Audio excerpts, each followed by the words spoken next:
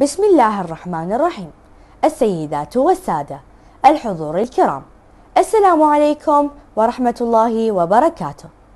إن تطور الأمم وتقدمها يتوقف على الطاقات الإبداعية والابتكارية وسواعد أبنائها الفتية، فالإبداع والابتكار وجهان لعملة واحدة، فهما إنتاج أفكار إيجابية جديدة أو تطوير فكرة قديمة ينتج عنها شيء جديد متميز.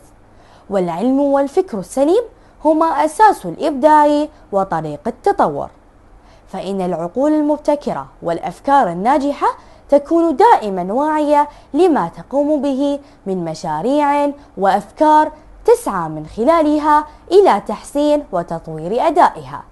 وإن للأسرة الدور الرائد والأساسي في تنمية قدرات أبنائها الإبداعية وتسديد أهوائهم الفكرية وجعلهم أكثر ثقة بتطوير مهاراتهم الاجتماعية ومساعدتهم على التعلم بشكل أفضل.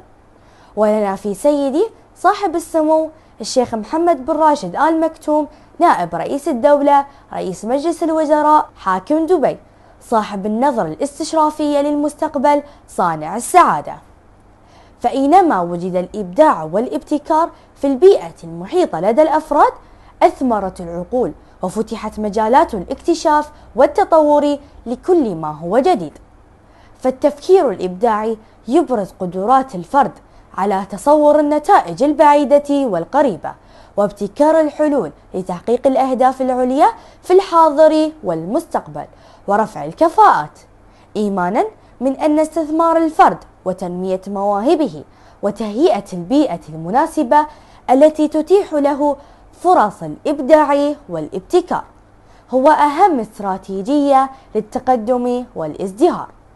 إننا إذ نذكر أنفسنا بإرثنا وتاريخنا المجيد، فليس الغرض من ذلك مجرد التفاخر والتباهي، بل ليكون ذلك دافعا وحافزا لنا لامتلاك زمام الصدارة والريادة من جديد، لنقتبس من ماضينا مشاعل نبني على ضوئها مقومات الارتقاء والتقدم لحاضرنا ومستقبلنا، سائرين على خطى مؤسس هذه الدولة المباركة زايد الخير طيب الله ثراه. فأسس رؤيته على بناء الإنسان والارتقاء به في مختلف المجالات، حتى بنى دولة عصرية راقية تسارعت فيها عجلة الإنجازات عبر قفزات نوعية هائلة في مدة قصيرة أذهلت الجميع.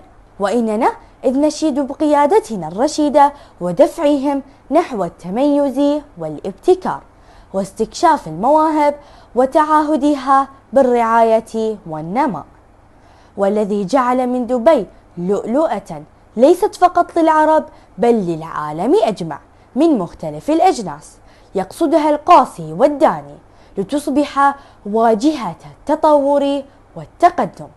فأصبح الابتكار السلاح الأبرز والفعال في مواجهة التحديات المعاصرة، فإننا ندعو مجتمعنا كافة إلى التفاعل الإيجابي مع رؤية قيادتنا في الرقي والابتكار، وذلك لنتمكن من بناء مستقبل مشرق.